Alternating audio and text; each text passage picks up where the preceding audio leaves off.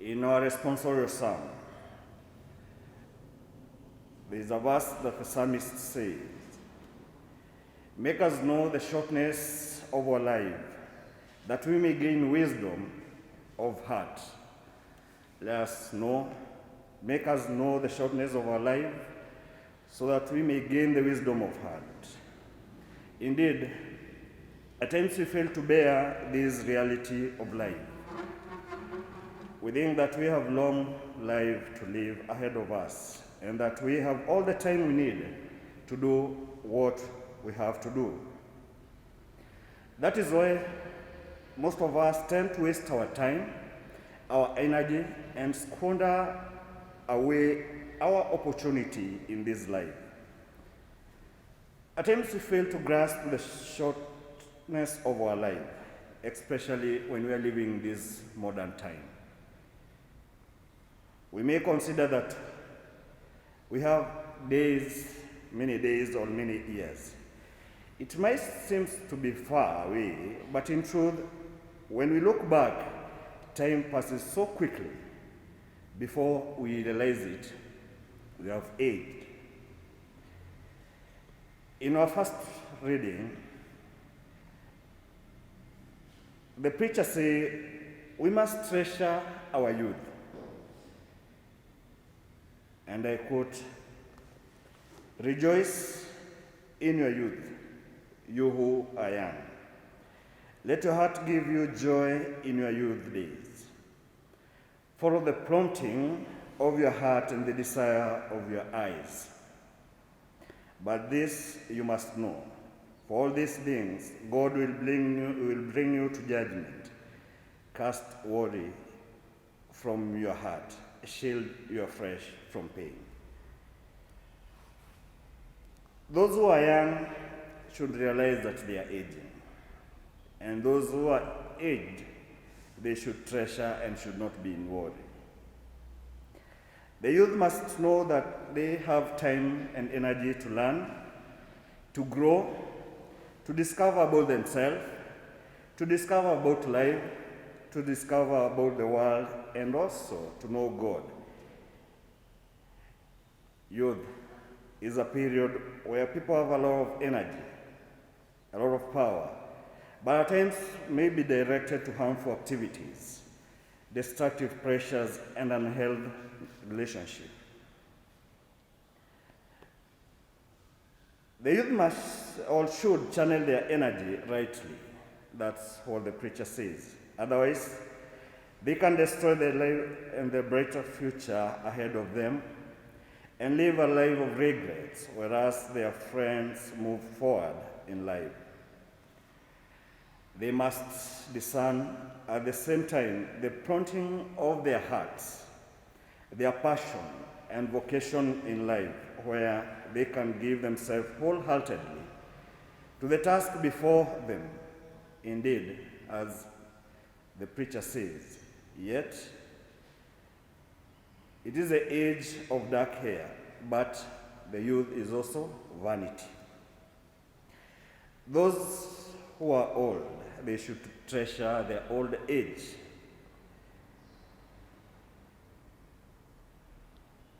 They should not be afraid. Life is a process and it unfolds according to the appropriate time. They should just simply dance with the tune. And old age is a gift, old age is an advantage that the young should not have. They might not be energetic, but they can become wiser, emotionally more stable, more grounded, and hopefully more mature in life through life challenges and difficulties. The old are able to see situations in a wider perspective and less reactive than the young who lack the hindsight of their life experience.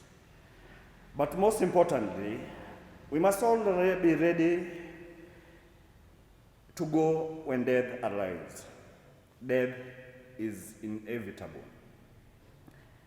And there is one disease, no one medicine for death. Just one. If you want to cure that fear of death, if you want to cure and protect your dead, the medicine is one. Do you want to know which is it? Dear Christian, mnataka kujua dawa ya kifo ni gani?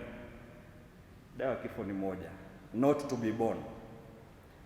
But if at all you are born, you are alive, death is inevitable. We must be ready to welcome death, for this is our way to fullness of life.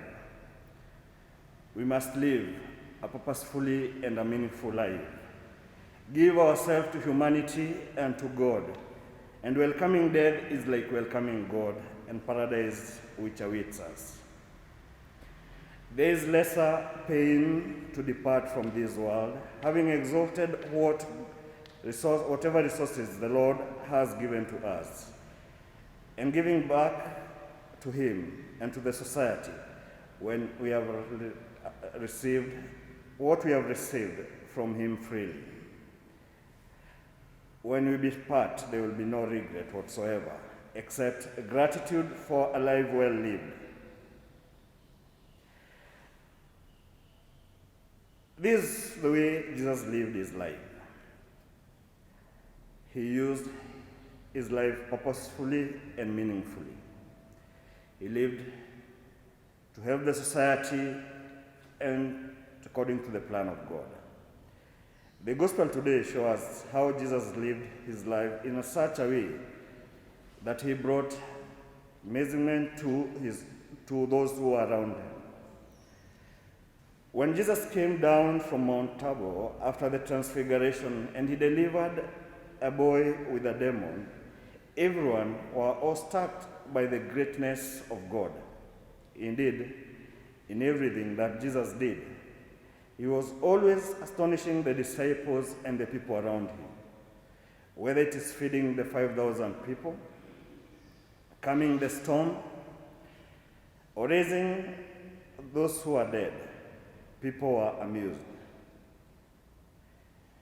That was how Jesus lived his life in fidelity to the Father's will in this world. He dedicated himself to the society and to God.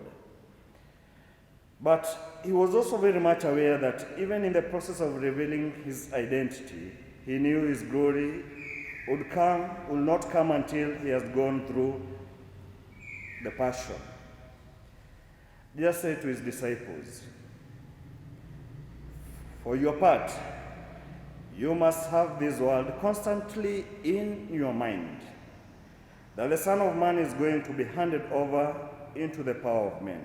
That is our today's gospel. And this was the second passion prophecy Jesus sounded out to his disciples. Jesus felt the necessity to prepare them for the ordeal just ahead of him. He did not leave things to chance, but wanted people to prepare his disciples for his passion and death. Otherwise, they should be too shocked and scandalized when the event happened without their know. He wanted them to understand the wisdom and the plan of God. It was important for Jesus to respond to his Father's will at every stage of his life. We must then learn this from the Lord. Yes, he died in his youthful age at the age of 33. For most of us, we may say that his life was incomplete. And at times we may consider as a premature death, but indeed, and as we know, when a young person dies before reaching the age of 50, we will say that is a premature death, or he did not complete his life or lived well. And at times we say it is a pity, but not for the Lord, and we must learn this. He lived, yes, a short life of 33 years, and he ministered only for 3 years, but he lived his life in fullness, according to his Father's will. He accomplished his mission and finished the work his Father gave him to do.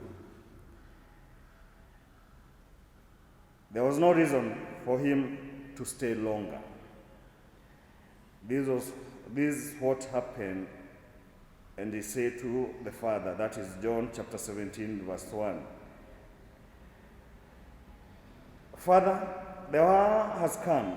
Glorify your Son so that the Son may glorify you. Since you have given him authority over all people, to give eternal life to all whom you have given him. I have made your name known to them, and I will make it known, so that the love which you have loved me may be in them, and I in them. That is John 17. Truly, Jesus lived his life to the fullness, a meaningful and a purposeful life. It is not how long we live that matters, but how well we live this life at the end of the day. A shorter life lived intensely is a blessed life as well. A longer life lived in suffering and was still in not a meaningful and a purposeful life, it would lead to martyrdom. Tumsifu Yesu Kristo.